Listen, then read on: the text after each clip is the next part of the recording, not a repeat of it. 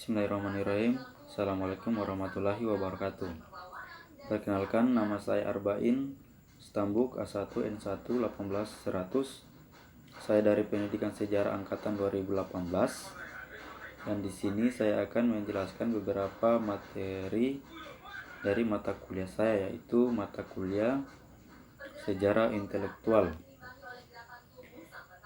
Dan di sini saya akan membahas 9 materi. Dari yang pertama adalah definisi sejarah intelektual, dan yang kedua, hal yang mendorong lahirnya sejarah intelektual. Yang ketiga adalah ruang lingkup sejarah intelektual. Yang keempat adalah pengertian ontologi, epistemologi, dan aksiologi. Yang kelima yaitu pengertian dari wahyu ilahi dan supranatural. Kemudian yang keenam adalah pemikiran intelektual pada masa pra-Sokrates. Yang ketujuh adalah pemikiran intelektual pada masa Sokrates. Kemudian yang kedelapan, pemikiran intelektual pada masa Helenisme Romawi. Dan yang kesembilan adalah syarat pemikiran di China. Artinya di sini saya akan membahas mengapa Cina itu sampai sekarang dia memiliki ekonomi yang sangat tinggi, padahal dulunya sejarahnya Cina itu adalah karena dijajah oleh bangsa Jepang. Langsung saja di yang pertama, yaitu materi yang pertama adalah pengertian dari sejarah intelektual. Sejarah intelektual adalah sejarah yang mempelajari etos kerja, jiwa, ide, atau nilai-nilai yang mempengaruhi kehidupan manusia atau masyarakat, bangsa dan negara yang sekarang hingga etos kerja tersebut atau ide menjadi dasar perubahan dan perkembangan masyarakat tersebut. Itulah sejarah intelektual. Artinya di sini sejarah intelektual yaitu sejarah yang mempelajari etos kerja atau ide-ide. Mengapa etos kerja atau ide itu menjadi dasar perubahan dan perkembangan masyarakat tersebut. Yang kedua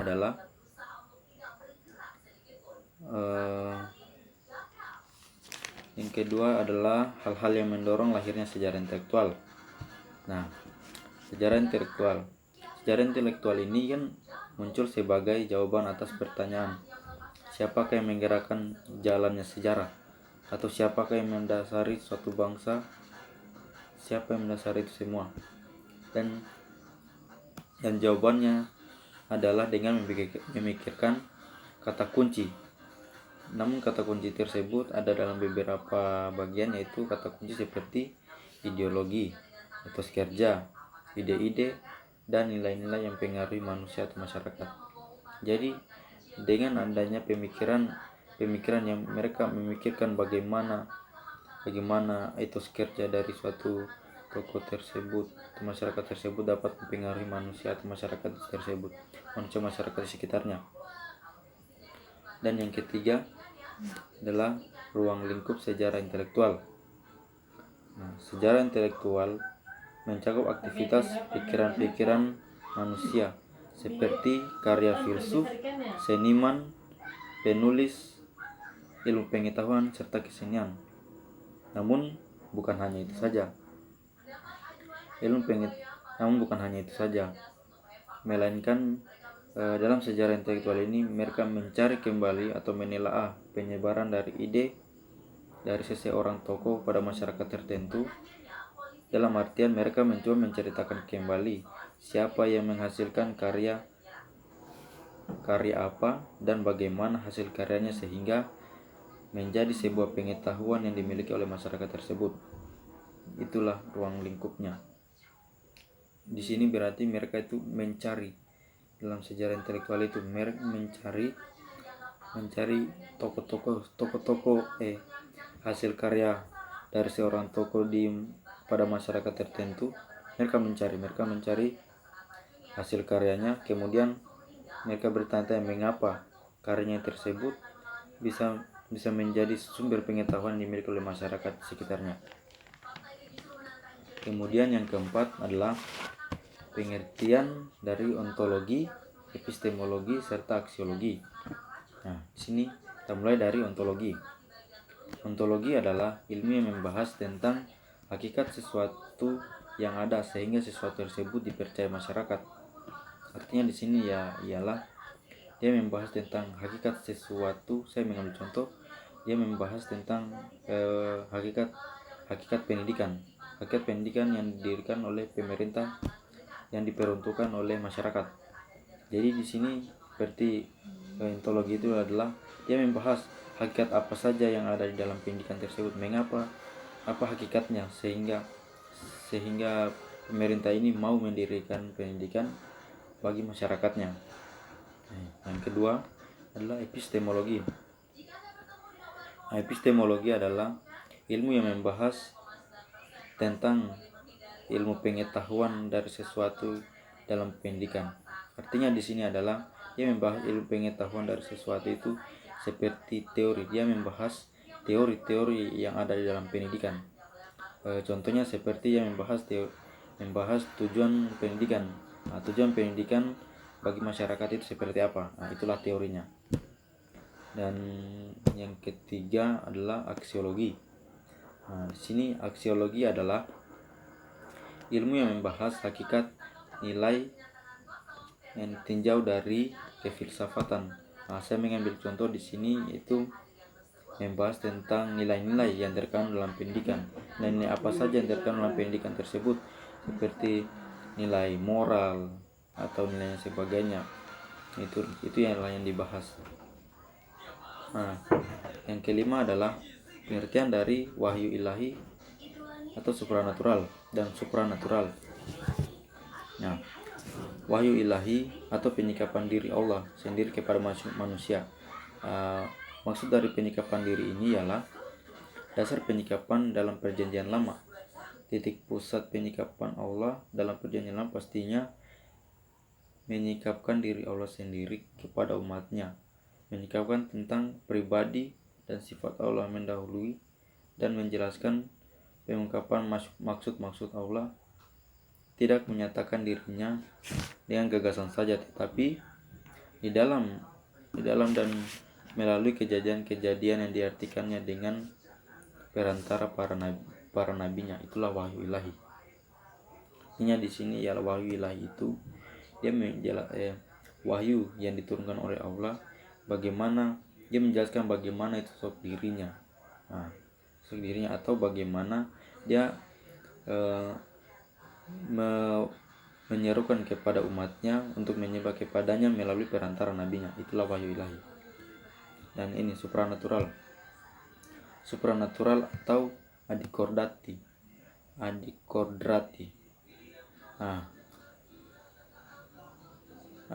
Supranatural ini pertama kali digunakan pada tahun 1520 sampai 1530 Masehi. Ini adalah sebutan untuk kejadian yang tidak biasa dijelaskan oleh hukum alam atau berada di atas dan di luar alam. Adikordrati sering dikaitkan dengan paranormal atau yang lainnya. Hal ini berbeda konsep tradisional dalam beberapa agama seperti Katolik yang menganggap mukjizat merupakan adikordrati. Nah, kita bisa lihat di sini maksud dari supranatural itu adalah kejadian-kejadian yang tidak bisa ditangkap oleh alat pikiran kita. Itulah merupakan supranatural. Kemudian yang keenam adalah pemikiran intelektual pada masa Sokrates. Ini Sokrates pada masa Prasokrates, pada masa Prasokrates itu kejadiannya di Yunani. Nah, yang pertama kali pemikir Yunani Prasokrates adalah pemikir Yunani yang muncul pada abad ke-6 dan ke-5 sebelum Masehi. Dia memperkenalkan cara baru untuk menyelidiki dunia atau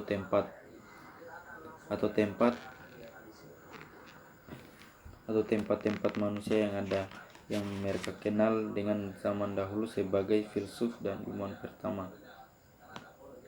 Di sini Filsuf yang dikenal pada masa itu adalah Thales yang hidup pada abad ke-6 sebelum Masehi. Dia dikenal bukan begitu saja, tapi dia terkenal dengan adanya temuan-temuannya, yaitu yang pertama temuannya yang paling dikenal adalah bagaimana cara dia mengukur paramid dari bayangannya, serta dia juga mempunyai teori tentang banjir tahunan Sungai Nil di Mesir. Itulah pemikiran intelektual pada masa Sokrates, pada masa Prasokrates.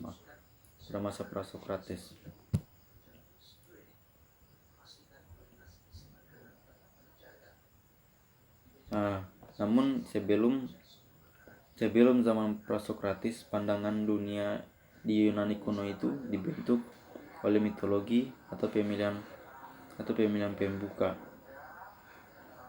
Jadi mereka di sini hanya menganggap bahwa masih kejadian-kejadian mitos itu berarti mereka masih menghubungkan dengan makhluk-makhluk halus seperti itu. Nah itulah pemikiran pada masa Prasokrates. Banyak ada tokohnya, yaitu Thales. Salah satunya adalah Thales, yang temuannya yang paling dikenal adalah bagaimana dia mengukur paramid dari bayangannya saja. Lanjut, itu pemikiran intelektual pada masa Sokrates. Nah, pada masa Sokrates, tujuan filosofi Sokrates ini salah satunya adalah Sokrates itu salah satu pemikir di dalam masa Sokrates itu ada Aristoteles, Plato, itu mereka lah dan Sokrates. Nah, Sokrates adalah guru dari Plato, sedangkan Plato adalah guru dari Aristoteles, kalau saya tidak salah begitu. Nah, tujuan filosofi Sokrates ini ialah mencari kebenaran yang berlaku untuk selama-lamanya. Nah, di sini dia bertanya pendapat dengan guru-gurunya, itu yang mengajarkan bahwa semua relatif dan subjektif dan harus dihadapi dengan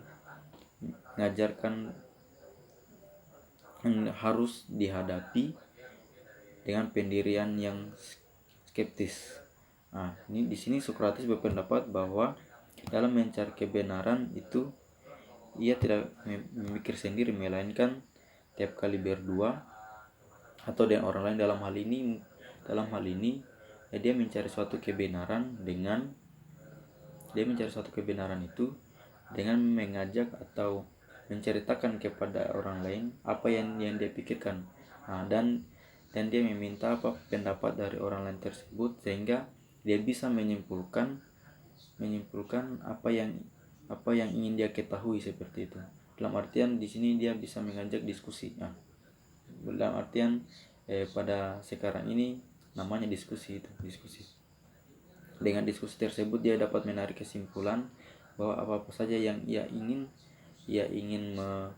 memecahkan suatu masalah dalam pemikirannya, seperti itu.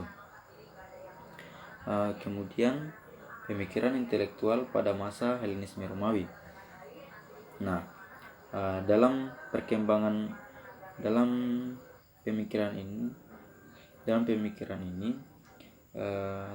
perkembangannya masa Helenisme ini ditandai dengan perubahan bentuk filsafat dari filsafat teoritis menjadi filsafat praktis, dan membuat filsafat menjadi bagian dari sen hidup dengan tujuan menemukan cita-cita hidup manusia. Jadi pada masa Helenisme Romawi ini di sini tidak terlalu banyak para pemikirnya, tidak seperti di Romawi. Dan kebanyakan juga di Romawi ini mereka masih mengambil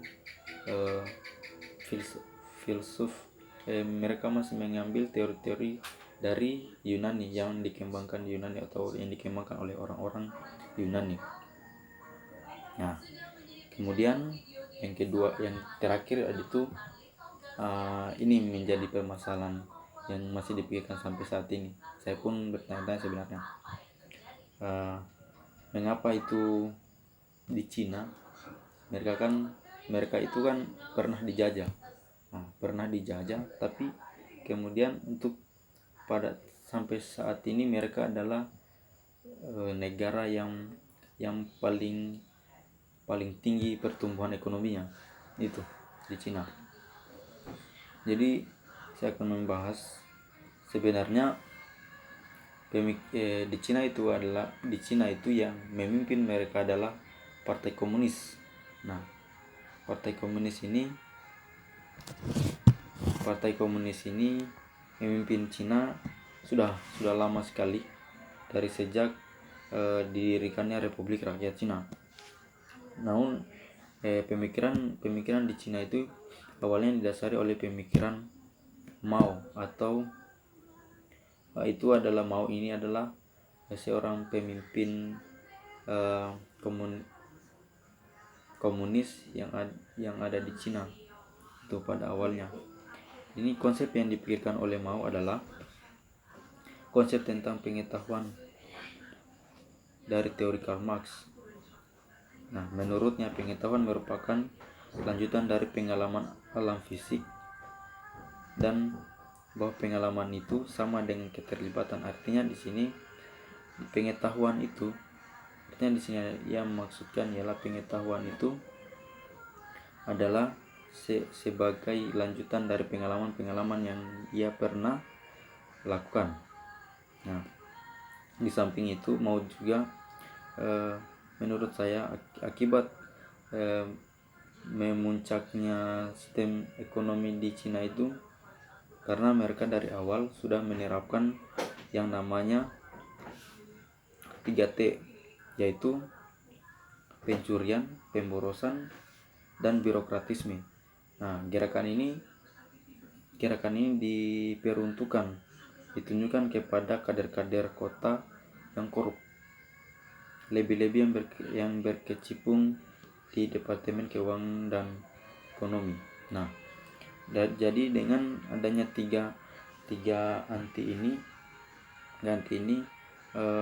para pemimpin yang korup menjadi takut, atau tujuannya dari 3T ini untuk menakuti para pemimpin yang memang di situ dia korup. Nah, kader-kader yang korup seperti itu. Ya, mungkin itu saja pemaparan materi dari saya.